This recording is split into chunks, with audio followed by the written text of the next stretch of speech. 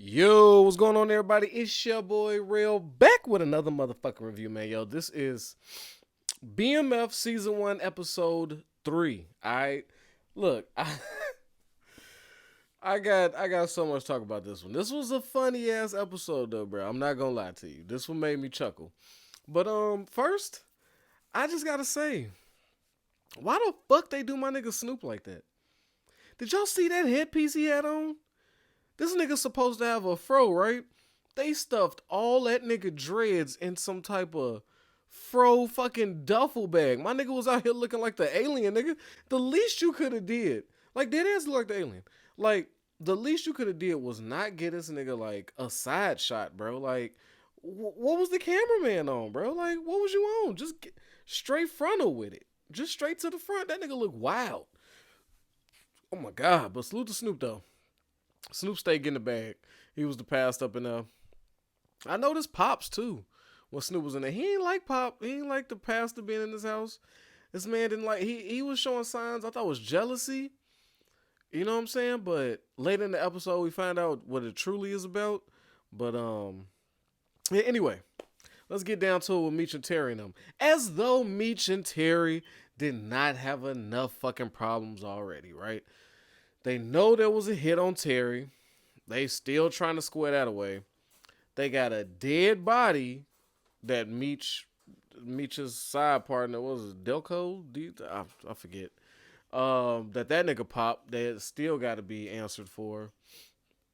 And this crazy ass nigga Lamar is just running amok in the streets.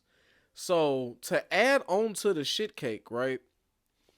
Here comes Avon. Right? I don't know him.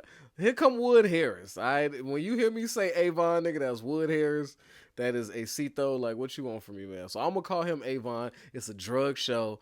The Wire is the greatest TV series to ever be created. And then there's The Corner. So y'all sleep. But anyway, so I'm gonna use Avon for now. Y'all just roll with me. But this nigga, this nigga. First off, Avon pull up on this nigga, right? On this nigga Meech in the whip. Then he invites him into the car, right? Dramatic style. This nigga Avon got the whole caddy decked out in plastic like a scene from Dexter, like he was finna straight get Dexter with it, right? Plastic everywhere, got the pistol out, telling this nigga like, yo, you ducking my phone calls? Now I need my money, and I'm putting a time limit on it, which couldn't have happened at a more fucked up time. And it shows you their relationship too. Like, I thought they was tight as hell, right? It looked more like a family. Like, he was like a father figure almost. He was super cool. I mean, you knew Terry got shot, and you knew Meech was running around trying to rectify that. You told this nigga to make sure he handled the street side of things or to fuck up the cash. So I don't see why he putting such emphasis on, bro, where my money? You late. But hey, no excuses. You know what I'm saying? What my man say? Excuses are like assholes. Everybody got one. Alright? Except for Kim Jong. I heard he ain't got no asshole. That was from the interview. Anyway. But yeah, so now we got this issue. And the street, they was already searching different corners, so they whole street shit was moving a little slow. Terry comes up with a good plan. All right, he heard that there was a market full of like factory workers that they might want to go post up. So Meech send out Kato and Buddy to go start establishing themselves over there. Just like anything else, you know what I'm saying? When you try anything new, a new corner or something, you know you're gonna run into your problems. So when Meech pull up and they ain't sold shit, it's because first they dealing with a rent-a-cop who's threatening to call the real cops. Thought Kato was a prostitute. You know what I'm saying? And Buddy was her pimp. That was hilarious. Because she did not look prostitutish at all. I don't know where he even said you ain't dressed like one, but I know what you is. I was like, damn, Buddy, like, you jumped a few. But I mean, they all on the corner. I don't know why drugs wasn't the first thing. Like, why didn't you consider drugs at all? Like, he jumped straight to prostitution. Shows you what his brain is at. Shows you what he do with them extra pesos, right? That's left over at the end of his check. But speaking of that, right? Leftover cash from check. So Meech pull up on them niggas. They ain't sold nothing. It's dead. They ain't got no storefront to post up in. Boom. Right? So Meech decides to go a step further. All right, let me go see what these niggas do spend their money at, right? Because Meech is, I like him. I like him, right? So he goes and says, like, all right, well, let's see what they spend their money on. So they up in the skanky titty bar, right?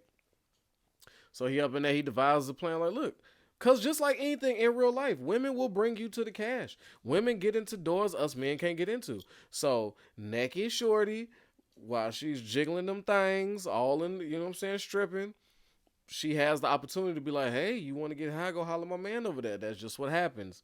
Boom, he gets a client, but not before creating the storefront, which was genius. He saw that food truck, pressed Buddy about it, got him the permit. Hey, what you need? Real mobster shit. It shows you the why BMF was the Black Mafia family. That was a mobster move. Most people would have what? You know, muscled the food truck dude, maybe bought it from him, tried to operate it themselves, probably didn't sell any type of food. No, they presented dude with a business license, told him he gets a cut of it, and they still got a sale from it. They gave it a sandwich order, right? Let me get that extra crispy. What the fuck they call it?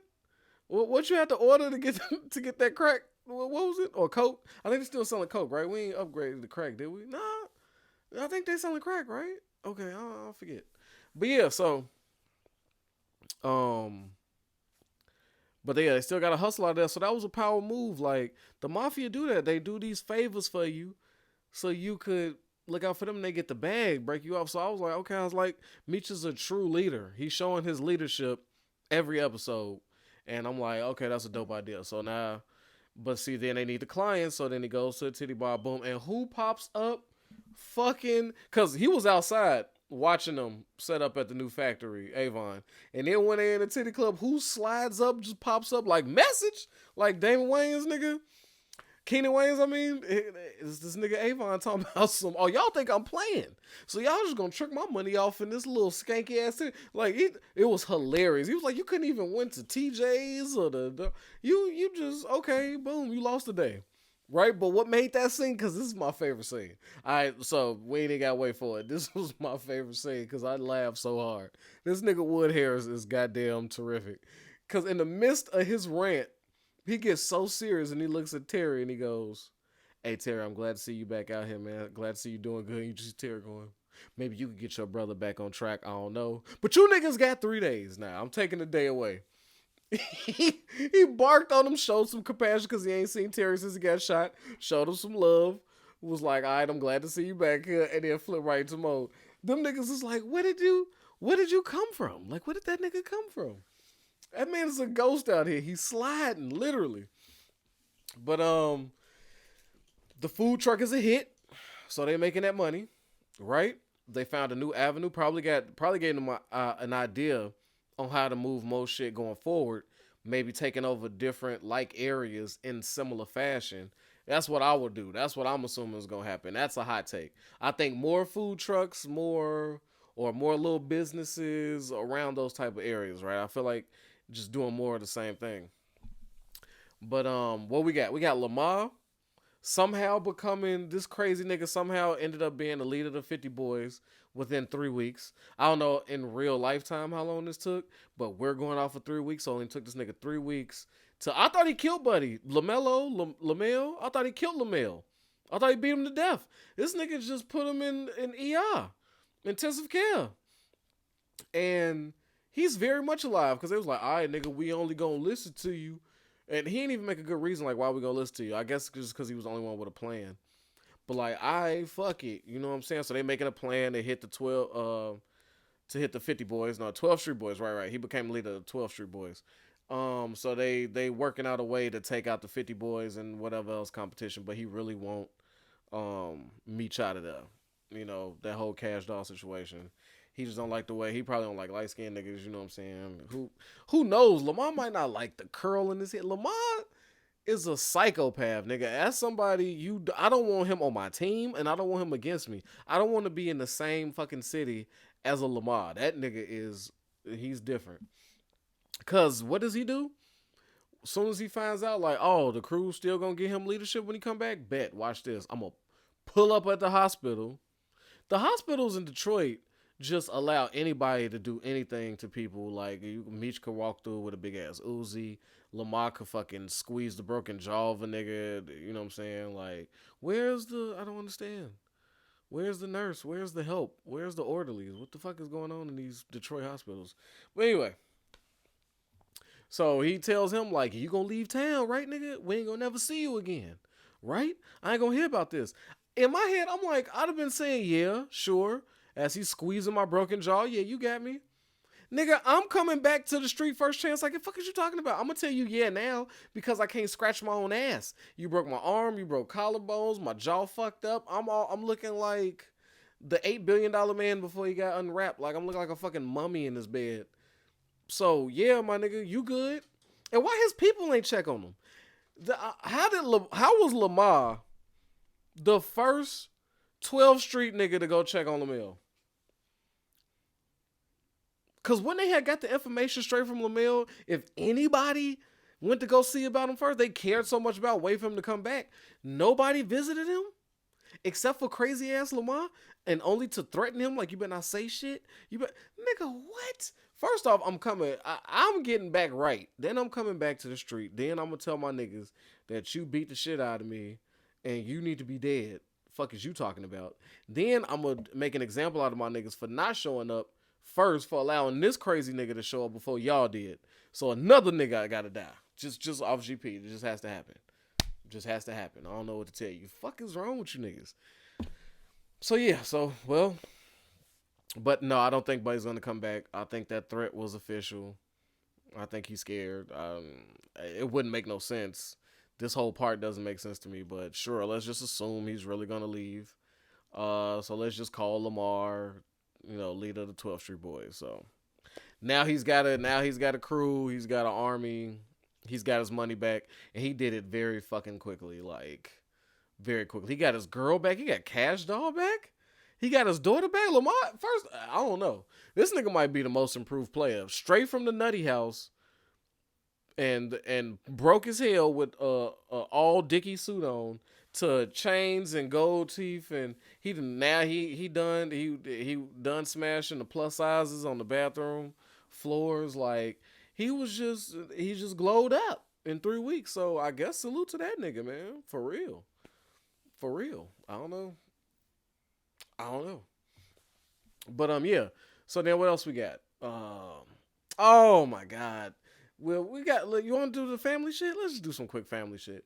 So Pops is barking on Meech and them about, or the mother, right? Talking about some. So this nigga can't pay the mortgage. He come in crying, talking about some, I ain't gonna be able to pay the mortgage. I don't know, we might lose this house type shit. And she like, well, it's already paid for. You know what I'm saying? Because her and Meech had that conversation. Like, look, it's paid for. The money's there. I don't know what to tell you. Go ahead about y'all life. It just is what it is. And Mama don't want him doing it, but come on, man. She enjoys that money. She enjoys keeping the house she got. She like, I'll deal with your daddy. But ain't nobody dealing with this nigga. The daddy is a true daddy in that fashion.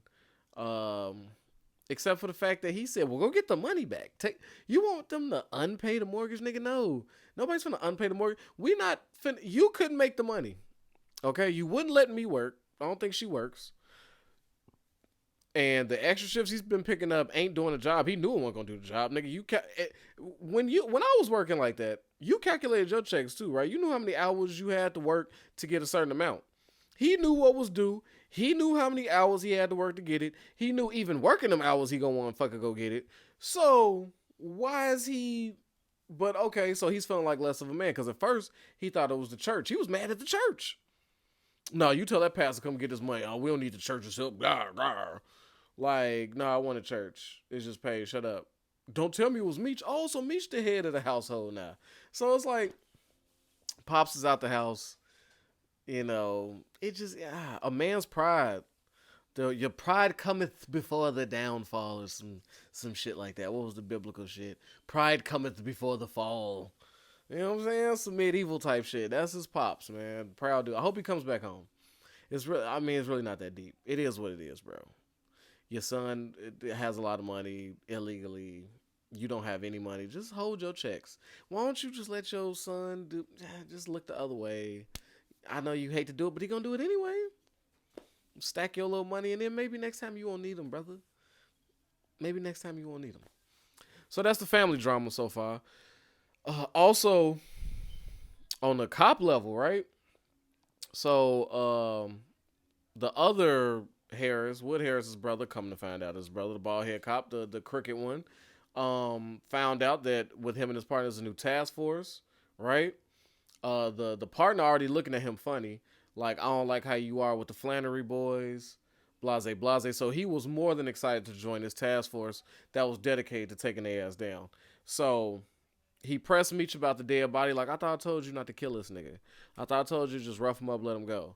Okay, I don't know what you're talking about. I didn't. So now he knows that it's a task force out there, and he ain't got nothing to do with it. That's what I pay you for, yeah, nigga. But I ain't on task force. Like it's above me. So now Meech is dealing with now finding this money, but now that started working. So he solves one problem and another one arises. So now we got a special task force looking for the 50 boys in particular. Looks like. I don't know why everybody after the 50 boys. The 12th Street niggas is way bigger, and they look like they take over way more territory. But where they are setting up shop, I like the little history lesson that they do with Detroit too. I always like live, like not live, but like actual footage to show you like of the history when the mayor, the first black mayor, and all this shit got. That's pretty dope. I like that whole integration.